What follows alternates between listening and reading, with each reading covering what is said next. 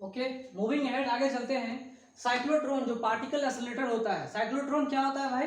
एक इंस्ट्रूमेंट होता है जिस इंस्ट्रूमेंट में चार्ज पार्टिकल को एक्सेलरेट की जाती है। ठीक है, charge particle positive charge particle है तो उसको एक्सेलरेट कराना आसान होता है। छोटे छोटे पार्टिकल्स के इलेक्ट्रॉन है उनको एक्सेलरेट कर सकते हैं, लेकिन उसको लोकेट करना दिक्कत होता है।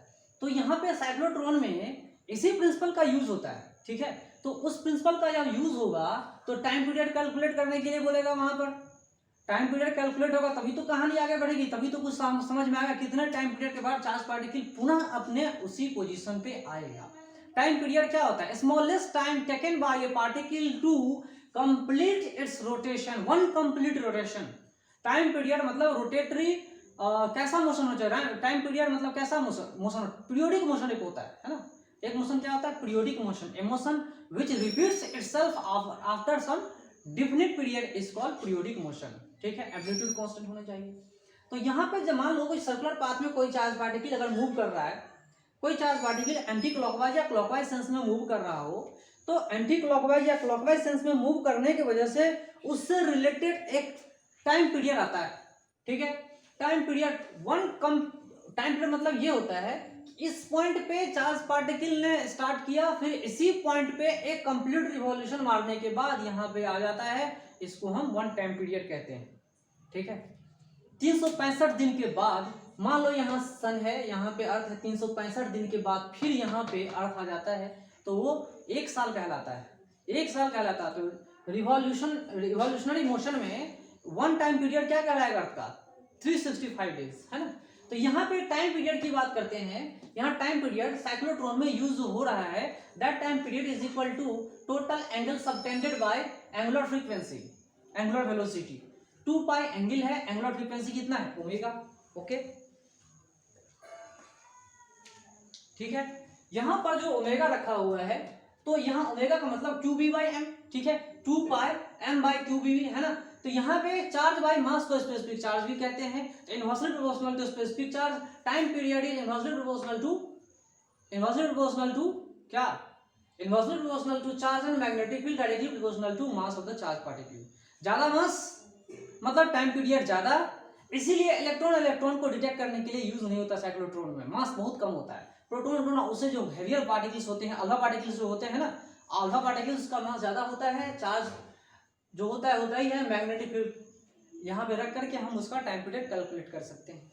तो चलिए, टाइम पीरियड तो हमने दे रखा है, और ये जो फ्रीक्वेंसी है 1/f, time period is equal to 1/फ्रीक्वेंसी। यहाँ पे देखिए, फ्रीक्वेंसी एक अलग चीज है और एंगुलर फ्रीक्वेंसी एक अलग चीज है, दोनों में अंतर है। ठीक है, एंगुलर फ्रीक्वेंसी कब होता है? जब यहाँ पे क्या करेगा, 360 डिग्री रोटेशन मार देगा तब। और ये जो हमने लिखा है टाइम पीरियड, वो सिंपली क्या है? फ्रीक्वेंसी है। सिंपल पेंडुलम समय देखते हैं। ठीक है, फ्रीक्वेंसी क्या होता है, टाइम पीरियड क्या होता है? एक कंप्लीट पीरियोडिक मोशन एक कंप्लीट होना चाहिए, तो वो टाइम पीरियड कहता है। उसी का इनवर्स अगर हम निकालते हैं तो उसको हम फ्रीक्वेंसी कहते हैं। तो यहाँ पर ये कहलाता है फ्रीक्वेंसी। ये एंगुलर फ्रीक्वेंसी से डिफरेंट होता है, इसको एंगल से कोई लेना देना नहीं है। 1/f, 1/f मतलब टाइम पीरियड। ठीक है, या f is equal to 1 time period. ठीक है, आगे चलते हैं। इस तरह का प्रिंसिपल यूज होता है साइक्लोट्रॉन में, जो साइक्लोट्रॉन पार्टिकल को एक्सेलरेट करता है और न्यूक्लियर रिएक्टर्स में काम आते हैं रिएक्शन करवाने के लिए, न्यूक्लियर रिएक्शन करवाने के लिए। बबल चेंबर में जो बबल चेंबर या स्पेक्ट्रोमीटर एक ऐसा इंस्ट्रूमेंट होता है, ऐसा डिवाइस होता है, इलेक्ट्रिकल डिवाइस या न्यूक्लियर डिवाइस जैसा डिवाइस समझो, जिसमें चार्ज पार्टिकल को डिटेक्ट किया जाता है। चार्ज पार्टिकल, ये स्पेक्ट्रोमीटर हो या बबल चैम्बर हो, इसमें पार्टिकल को क्या किया जाता है? डिटेक्ट किया जाता है। ठीक है, ऐसा नहीं कि हम लोग ऐसे ही पढ़ रहे हैं, इसका यूज होता है। तो चलिए, क्वेश्चन दे रहे हैं, क्वेश्चन को हमने ऑब्जेक्टिव में तब्दील किया है। ऐसी वर्णना क्वेश्चन है। यहाँ हमने एक चार्ज पार्टिकल दिया है, जिसका चार्ज दिया हुआ 100 माइक्रोकूलम, मास दिया हुआ है 10 मिलीग्राम, और यहाँ पे मैग्नेटिक फील्ड 25 मिली टेस्ला है, स्पीड है 10 मीटर पर सेकेंड। टाइम पीरियड कितना होगा? टाइम पीरियड कितना होगा? हमने ये 4 ऑप्शन दे रखा है। और ये मैग्नेटिक फील्ड मान लो कि इनटू द प्लेन है, स्पीड और यहाँ मान लो जो स्पीड दिया हुआ है वो मैग्नेटिक फील्ड के परपेंडिकुलर डायरेक्शन में है। तो आप कहानी बताइए, what is the time period of the charge particle? Charge particle का टाइम पीरियड क्या होगा? वो आप कैलकुलेट कीजिए, 1 मिनट वीडियो पॉज कीजिए और फिर आप इसका हमें आंसर बताइए कौन सा ऑप्शन सही होगा। ठीक है, 1 मिनट का टाइम दे रहा हूं, कैलकुलेशन कीजिए। कैलकुलेशन को फास्ट रखना है, खास के एग्जाम में। तो घर में जितना प्रैक्टिस करेंगे उतना ही एग्जामिनेशन में हमारा क्या होगा, स्पीड अच्छा बना रहेगा। ठीक है, so make your calculation fast. ठीक है, if your calculation is not fast then make it faster than the other students, है ना। दूसरे स्टूडेंट से आपका कैलकुलेशन क्या होना चाहिए, फास्टर होना चाहिए, तभी तो टॉप कर पाएंगे।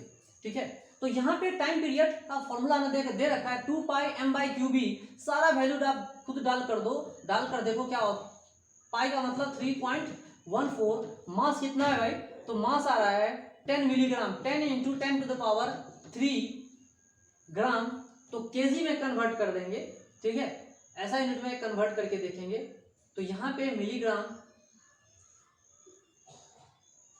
ठीक है, इसके बाद डिवाइडेड बाय चार्ज पार्टिकल कितना है भाई, तो चार्ज पार्टिकल दिया हुआ है 100 माइक्रोकूलम 10⁻⁻6 कूलम। इसके बाद मैग्नेटिक फील्ड दिया हुआ है 25 × 10⁻³ टेस्ला। ठीक है, क्या आंसर आ रहा है वो आप बताइए, क्या आंसर है आपका वो बताइए। ठीक है, ग्राम है तो उसको किलोग्राम में तब्दील करेंगे 10⁻³ है ना। तो ये आप देख के बताइए क्या आंसर आ रहा है। 1 मिनट आप लोग कैलकुलेशन करोगे, टोटल कैलकुलेशन काफी आसान है। जो भी कैलकुलेशन आएगा आप आंसर चेक करोगे तो आप पाओगे कि 25 सेकेंड जो है वो सही ऑप्शन है। बाद बाकी सारे ऑप्शन गलत है। 50, 20 और ये 10 कुछ भी नहीं होगा। ये 25 सेकेंड ही टाइम पीरियड होगा। आप चेक करके देखोगे, है ना। और इस तरह से बहुत सारे क्वेश्चंस आप बना सकते हो, समझ सकते हो। जाने वाली बात यहाँ पर यही है कि आपको प्रैक्टिस करना है, बेसिक चीजें समझनी है। न्यूमेरिकल मैंने सिंपल काफी सिंपल बताया है। इससे भी आगे हम लोग कॉम्प्लिकेटेड न्यूमेरिकल सॉल्व करेंगे। ठीक है, पहले बेसिक समझो। ओके।